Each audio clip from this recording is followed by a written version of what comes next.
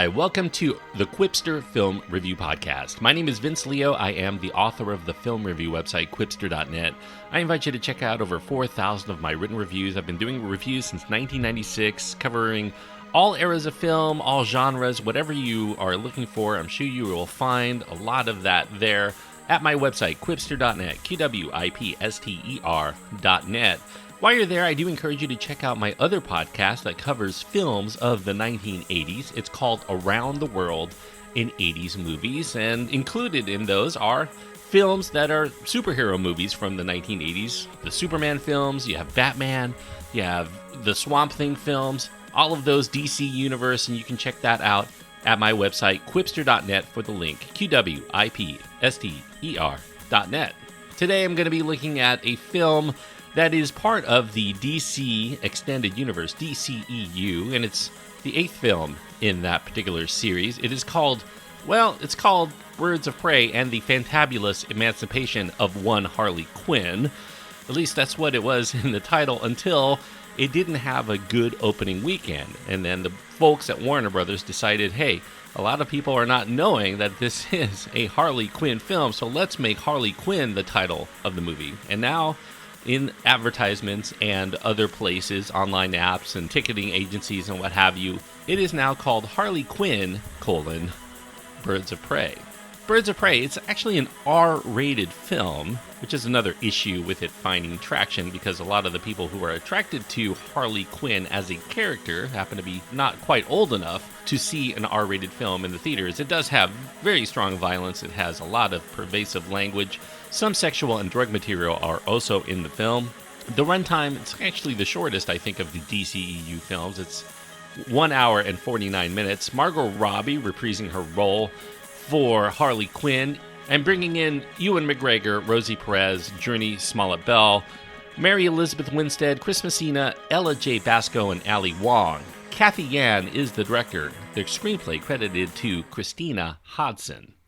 Now, Birds of Prey, or Harley Quinn if you prefer, it's directed by a former reporter for the Wall Street Journal back in the day, Cathy Yan. She is also a filmmaker. She did a film called Dead Pigs a couple of years ago. It was an acclaimed film. It's still looking for distribution in the United States, though, so not many people here have actually seen that film. But she did enough to impress and get the directorial chair for Birds of Prey. It's a spin-off from the commercially successful but very critically maligned DC Extended Universe Team of Villains film called Suicide Squad, and it is very much in keeping with the mayhem and the madness that permeated that release.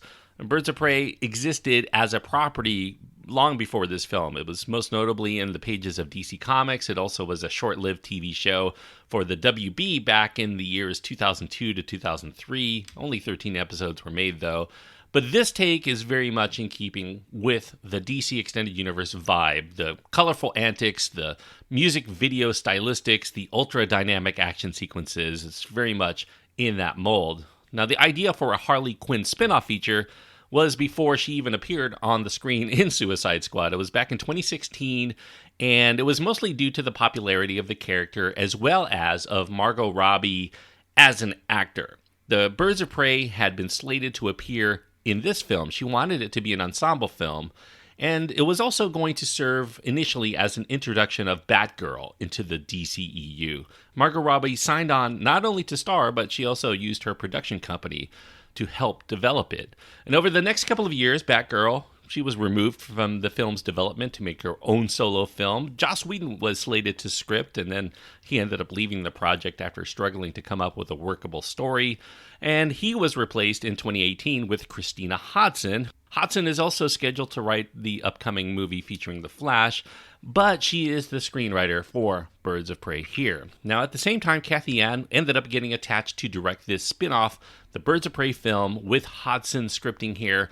Birds of Prey was set to include a part for Barbara Gordon, aka the original Batgirl, but the studio decided to cut her role out and save it for her later solo debut. Now, also within the same Pocket universe, there's also development for a sequel to Suicide Squad, a direct sequel, led by Gavin O'Connor, and that's set to begin production later in this year. And Jared Leto's Joker is going to have his own solo spin-off as well. Supposedly, we'll see, because the box office did not do so well here, and that may be a sign of things to come.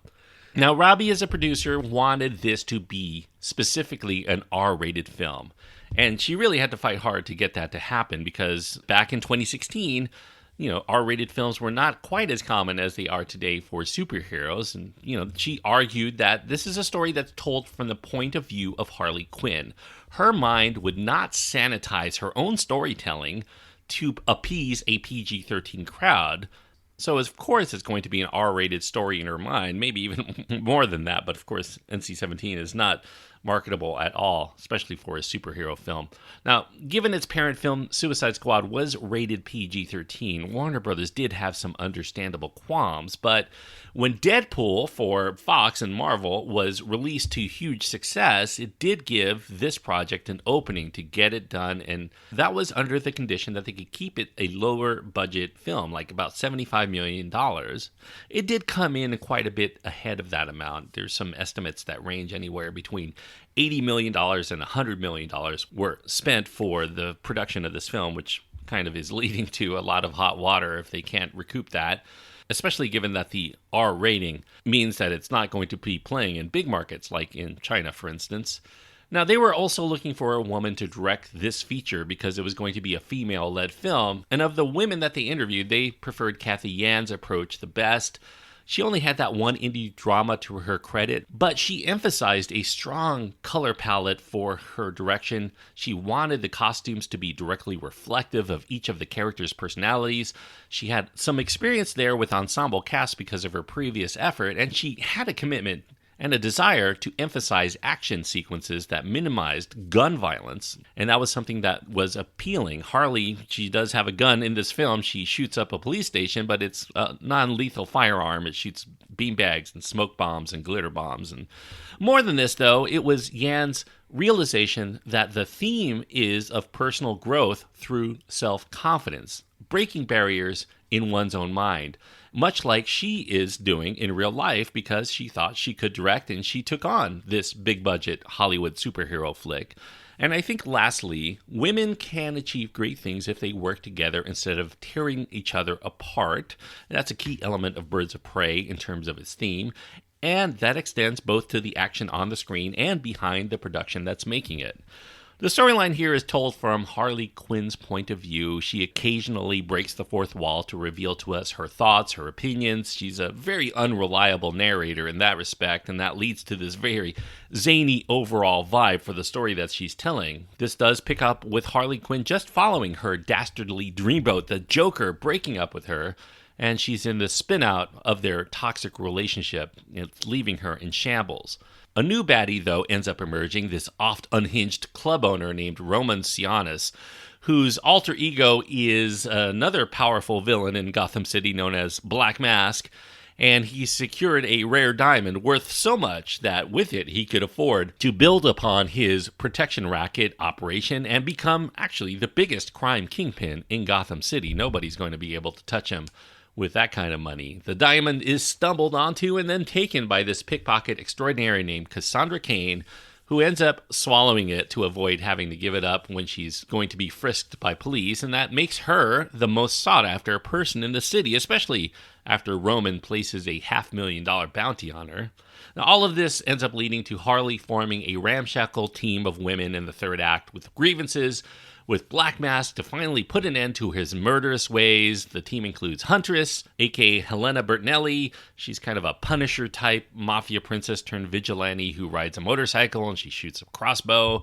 There's Black Canary, aka Dinah Lance, a singer in town. She has extra powers beyond that. Leading the case of this investigation is the Gotham City Police Department detective Renee Montoya, played by Rosie Perez, and newcomer Ella Jay Basco plays Cassandra Cain. Notably, in the comic books, Cassandra Cain, for a short period of time, was Batgirl, She's now called Orphan in the current continuity at the time of this recording, but there was some speculation there that this was the introduction of Batgirl. I think they're going to go in a different direction, though. This DCEU release does represent the first major Hollywood superhero film directed by an Asian American woman.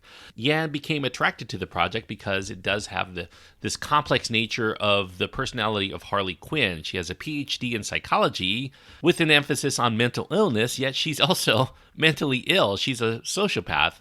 She happens to have many of those afflictions that she diagnoses in others, and especially schizophrenia.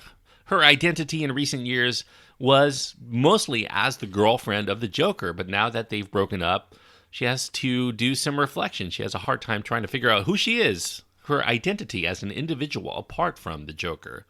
A female empowerment is the main theme that runs throughout Birds of Prey. Harley Quinn ends up encountering several other strong young women who have a history of being identified with domineering men, but who have to find a way to grow beyond that. Harley Quinn says in the film regarding her name, you know what a Harlequin is? Harlequin's role is to serve. It's nothing without a master, and no one gives two bleeps who we are beyond that. And that's really very telling. Once she realizes that she does not need a male master to have her identity, she proceeds on the road to becoming a master of her own destiny. And that road is the harder one to travel down for many women who feel that they may need a male protector in this dirty world. And the women in Birds of Prey soon realize that they can have greater protection with each other instead of just a man. And Harley meets several other women who are challenged with their own anger issues at various things, whether they're feeling overlooked in their profession or in their families, or they're treated as property of someone with power. It's a very violent world. The only way to achieve power is to show that they can be just as willing to go toe-to-toe with the other baddies out there trying to shut them down. So Yan and her screenwriter, Christina Hodson, they set up many skirmishes featuring some very well choreographed hand-to-hand fighting with a variety of melee weapons, crossbows, as I mentioned, other forms of weaponry that aren't just guns. With the exception of Black Canary, these women really don't have any superpowers to claim, so there's a lot of fighting right there on ground level. Definitely a main emphasis of this brawler of a film. Now, to get into the head of Harley Quinn and understand why she would stay in such an abusive relationship with the Joker, Margot Robbie did a lot of research trying to look at traits for real-life women who stay in terrible relationships with abusive men. In particular, she found many keys to be found within a play, Sam Shepard's Fool for Love, and that helped all of that to click in her mind as to how she really wanted to approach Harley Quinn's personality and her storyline here. Gotham City itself usually is an entity in a Batman feature. It's a bit of a different look from the typical films that star Batman. You know, Batman's features tend to accentuate blackness, grimness. Sunlight is rarely something that makes an appearance in a Batman movie. Gotham City, as envisioned in this Harley Quinn feature, is more sunny, it's vibrant, it's colorful. It's a film very much in keeping with where it was actually shot in the Los Angeles region. It was shot there to take advantage of new tax incentives offered for location shooting within California. And it's also very ground level in its scope. You know, a Batman film usually feels very oppressive, monolithic architectural designs, claustrophobic areas, sets, and things that he's crawling around in the subways and whatnot. This film is definitely not all about that. It really continues the aesthetic of David Ayer's Suicide Squad. It has that punky, Crayola-colored style palette within its makeup and costumes for its anti-heroes, and that sunny disposition that is kind of incongruous with the very dark and disturbing action on the screen. Now, this film does earn its R rating. Beyond just letting F-bombs flow, the violence here is brutal. Harley Quinn employs her trademark moves. She smashes bad guys with a mallet, or she delivers a broken limb, or two or three, or I lost count somewhere in there. Roman is a bit gruesome in the message he wants to send to others. There's a scene where he's having a few hostages being hung upside down, and then he orders their faces removed with a knife. It's kind of a gruesome scene in and of itself. Now, those who choose to connect with Birds of Prey's underlying feminist message, you might find more connection with the material than most others who are probably just choosing to see this as a film with straight-up superhero narrative. Taken on its own terms, I still think, despite its theme, there is much left to be desired by Birds of Prey. The humor here is not particularly funny, personalities of all of these characters lack depth, and the situations, they tend to feel like things that we've seen before in run-of-the-mill gangster films, martial arts action flicks, and even superhero films as well. It's all very cliche to a certain respect. But, there are moments when it does come alive. I think the best part of Birds of Prey can be said to have been the best part of Suicide Squad, Margot Robbie's inspired performance as Harley Quinn. I think she's perfect as Harley Quinn. She's completely insane. She lacks a moral backbone, and yet Margot Robbie finds a way to keep her alluring. She's athletic, she's comical, she's vulnerable, she's this mix of ditzy gal who seems like she walked out of a screwball comedy from the 1940s, but if she were also imbued with a head for psychology that allows her to readily understand the motivation of just about anyone around her in ways that even those particular individuals are not even aware. Maybe if we delved more deeply into Harley Quinn's psychology, much in the way that Joaquin Phoenix was able to do with Joker, maybe that would be a movie that would be worth following for Harley Quinn. But unfortunately for Margot Robbie, both of the films in which Harley Quinn is portrayed has her sharing a lot of screen time with a plethora of characters that are far less interesting. Unlike Suicide Squad, though, which made people wonder how fun it would be if Harley Quinn got her own movie, I don't think there are any secondary roles within Birds of Prey that will have audiences wishing they could see an offshoot, which may not bode well for the Batgirl solo film if they decide to use, however slim it may be of a chance, this film's version of Cassandra Cain. I think the best part of Birds of Prey as a superhero film comes in the amusement park funhouse climax. You have the Birds of Prey acting as a team, trying to take down the baddies using a variety of weapons and eye-popping techniques through well-choreographed martial arts moves. It's all very eye-popping and appealing, and unfortunately, though, the prior 90 minutes of screen time do little to give us any vested interest in what's going on during these battles. Our interest is solely in admiring the presentation instead of feeling those individual stakes involved for all of these characters. Now, fittingly, one would imagine the film itself plays out like Harley Quinn as a character. Brash, violent, audacious, crazy. But it's also like Harley Quinn on the downside. It's thinly defined, it's unfocused, it's sadistic at times, it's in poor taste during those times as well, and it is very comical in tone without actually being very funny.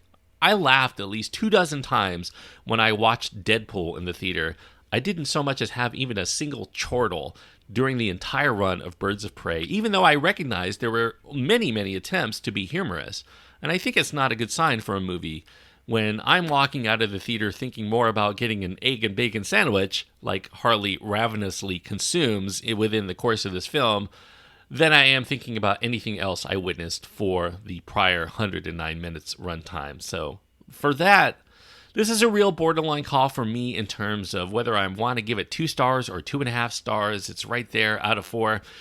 But because of my rule of thumb, when it's on the border between 2 grades, I give it the lower of the 2 grades on a first-time watch. So 2 stars is going to be the best I can give Birds of Prey for now. I don't think this is the kind of movie that I will ever come around on. There are certain moments that I do enjoy. Maybe I'll give it a watch again later and see if I do kick it up to that 2.5 star rating, but I came away very disappointed. I'm a huge Harley Quinn fan. I am a collector of Harley Quinn merchandise since back in the 90s, so I am really into the character, but it's really a letdown to see what they do. I think they have a great Harley Quinzel here with Margot Robbie, but she is being squandered with substandard material, and I hope they manage to do something more with her that is much more interesting than what we're seeing here. Joker definitely did a lot of this material and much better and much more memorably. This film is colorful, but I think eventually it's going to be known as the least successful financially DCEU film. It's not the worst, but it definitely is far from the best in that regard. So 2 stars out of 4 is what I give Birds of Prey. I'm sure there are many people who have their own thoughts on Birds of Prey. It's going to run the complete gamut between 1 star and 4 stars, I think, for a lot of people, depending on what they're looking for going into it. If you have your own thoughts that you want to impart to me, you can find my contact information at my website. That's at quipster.net, QWIPSTER.net. You can also find links to my Twitter feed, my Facebook page, my Instagram, or just get my email there. Any of those ways are adequate to get in touch with me. Until next time, thanks so much for listening, and please enjoy your time anytime you get to go to the movies. Without a woman or a girl,